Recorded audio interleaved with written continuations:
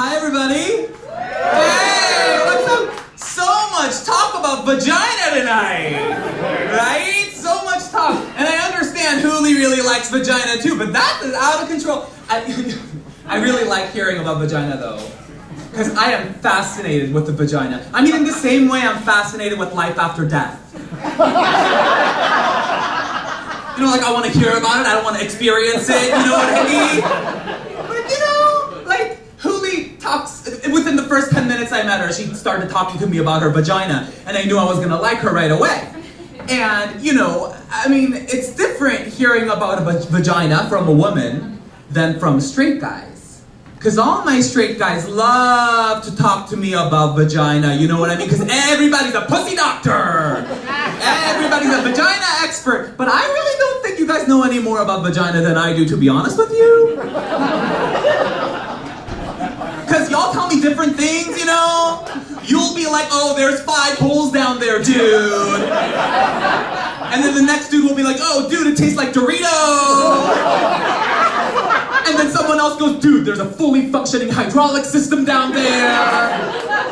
And all I picture is, you know? So I am terrified of the vagina. You know, like when I think about a vagina, I just think about a huge control board with like 50,000 buttons. And if I push a wrong button, I'll get squirted in the eye. I mean, I'm used to getting squirted in the eye, but hey! Yes, I did. Thank you. Thank you for the one applause, Huli. That's cool. No, man. No, but I have a lot of straight guy friends, you know, I have a lot of bromances, so I do hear my share of the vagina, you know what I mean? And you know, I used to think we were really different, but we're really not that different, you know what I mean? You and I, we're really not that different. So, you really like the rug. Great! I prefer hardwood.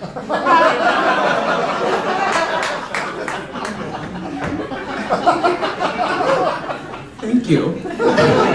There's a couple of things about the straight male culture that I still don't quite understand. Like, every straight guy that I make friends with wants to greet me with this like bro handshake thing.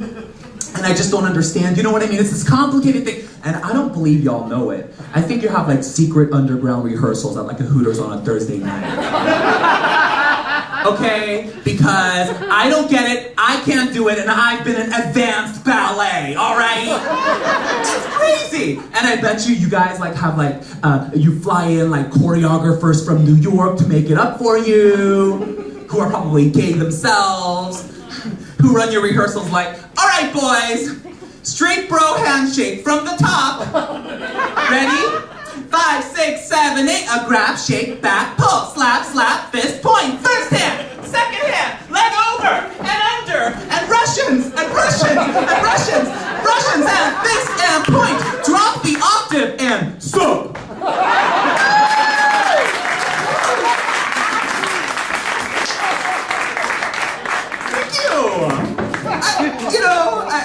But I also don't understand, you guys really like strippers. You guys really like strippers. And like, you mean you guys have to pay a girl to give you blue balls? Isn't that basically what happens on a date? Like right now, isn't that what's happening right now, right here? Honestly, I don't know. You might be really generous, ma'am. And sir, you might be like a millionaire, in which case, call me! You know? I get it. I kind of get why you guys like strippers. You know, when I'm hungry, I really love watching the Food Network. But you can see the food, you can't eat it, you know what I mean? Sometimes you can. I don't know what kind of TV you watch it. I don't know what kind of strip clubs you go into. Probably the ones in the Koreatown. I know, firsthand, I have cousins. And straight guys, I feel for you because you guys have to work ridiculously hard to get laid. Ridiculously hard to get laid. Like you have to get dressed up, you have to put on cologne, you have to take a girl out for drinks, you have to buy dinner. You know what I mean? You might have to sometimes tell girls things that you need to convince them to be true that may or may not be true. Like how much you really love puppies and children. Or you might have to convince a girl that you never watch porn because you find it's degrading to women.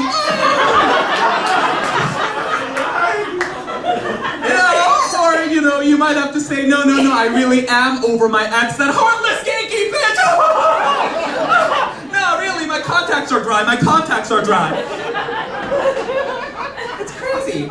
That's crazy, guys, that's crazy. But girls, I love my girlfriends. Girls are, I find, are like generally more even-keeled unless you give them alcohol after 3 a.m. It's like Mogwais from the Gremlins. Oh my God, you have no idea. Do you know what kind of crazy messages I get in the middle of the night at 3 a.m. from my girlfriends who call me, who are like normal functioning people, and you give them alcohol, and they call me, they're like,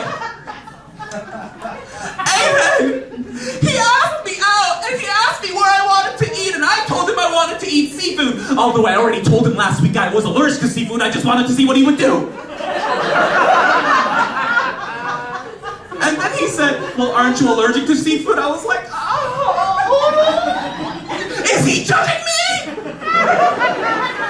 Because my being allergic to seafood has nothing to do with my ability to bear and raise his children. So overall, it was a great first date. And then, for like an hour, because she fell asleep on the keys. Some of my friends still use the dial-ups, you know what I mean? Yeah, man. You guys are a good crowd. Thank you for coming out, I wasn't anticipating an applause break, but thank you anyway. I will take what I can get, okay? No, but not every crowd is as accepting of, being gay as you guys are, here at Fruit Cocktail, I recently went to Colorado to perform for a gay-straight alliance, and you guys, I was protested. I know, right? It's crazy. And my feeling is, okay, I don't care how small of a town you live in, you really need to get a life if you're going to protest somebody who's there to perform in the university cafeteria. I was wearing a white hat doing double duty next to the condiments table for crying out loud, But I was mad, I just couldn't believe it. But it was a really small town, like an hour outside of that town. We went to this really, just really desolate restaurant. And I sat down, and the waitress, no kidding, comes up to me and goes, English? So I went, no. Mi hablas español? So I was mad because they were like, I guess they thought, their explanation was they thought by my being gay, by my being there, that I was going to turn everybody gay and encourage them to be gay. Straight guys, you guys are not going to turn gay from listening to my act tonight. You might turn Asian. On your drive home, you're gonna find this incredible urge to drive 20 below the speed limit. Your Rottweiler is gonna look delicious. And your dick's gonna shrink, I'm sorry! If it was small to begin with, it might invert, that's just how it goes. These people were real. They had picket signs, man. Picket signs. One of them said, ProAmerica, pro-manly man. I just wanted to go right up to her. I was so mad. I wanted to go up to her and be like, pro-manly man, huh? Oh my God, me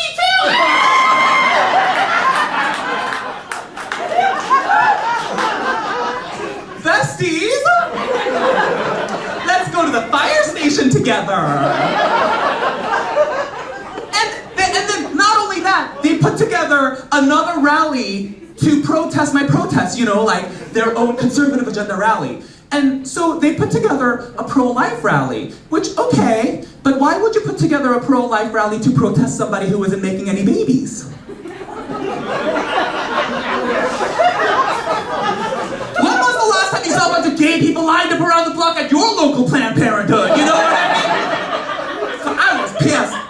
I was ready for a fight. And I know I'm happy or whatever, but you know what? I can take people on. I grew up in Section 8 of San Francisco. I had to fight for my dolls, okay?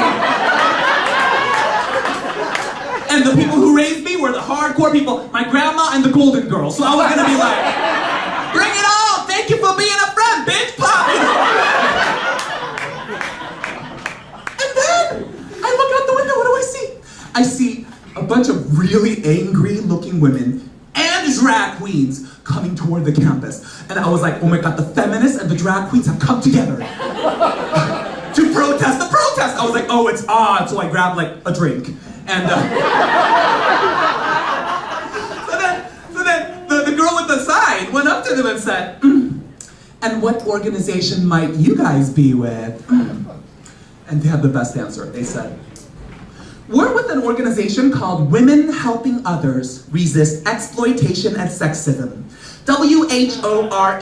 I guess that spells us a bunch of whores! I'm so happy! And thanks to all the controversy, I'm going back there to headline their gay pride festival. So thank you to all those people. And I hope they come again!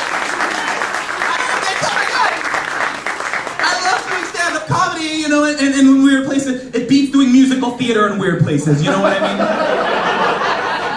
I used to do musical theater.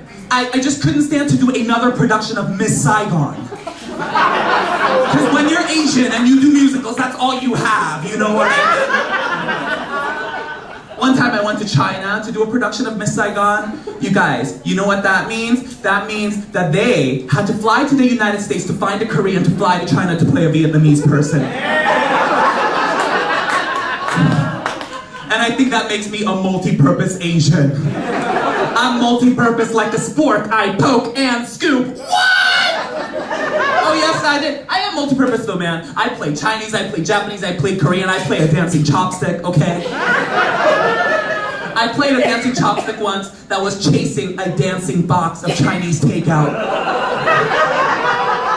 Can I tell you the most racist story though? Oh my god, this put me over the edge. So, there's a musical called Ragtime. Some of you might know it. Oh, okay, thank you. Yeah, thank you. So, it takes place in the early 1900s in New York, okay? It's a musical. And a week into the rehearsals, the director pulled me aside and said, Aidan, I'm concerned that your Asianness is going to ruin the believability of early 1900s New York for the musical. Yeah, absolutely. The believability of your musical is totally gonna be ruined by my Asianness and not the, random bursts of singing and dancing! So I was like, you know, and then he was like, no, don't worry. We have a solution. We'll just disguise you. So he disguised me as a Hasidic Jew. He put a hat on me with Hasidic Jew girls taped on the inside. And so one look at myself in the mirror, I was like, wow, this is what the world's worst undercover agent feels like. Because, you know, someone could come up to me and be like, well, you don't look like a Hasidic Jew. Well, I'm definitely not Korean. Oi, mazel tov! Have a vodka, you know? Man! So I quit musicals. I can't do musicals anymore, you know, because and I don't like doing musicals because I don't like having to act straight. You know, because I kissed a few girls having to do musicals, you know, and unlike Katy Perry, I kissed a girl and I liked it okay. You know, and you know, I really butch it up whenever I have to play straight people, you know. And by the way, you know you're gay if you have to butch it up from musical theater.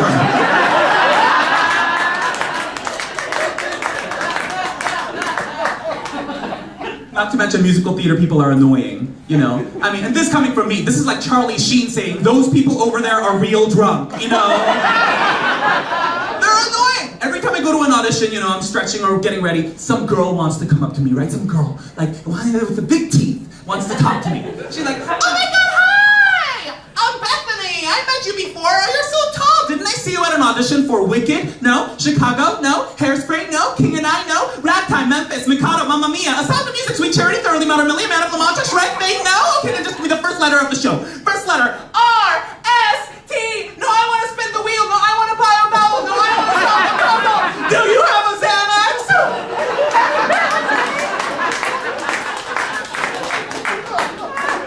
That's when I have to be like, oh, sorry, no English. Ah!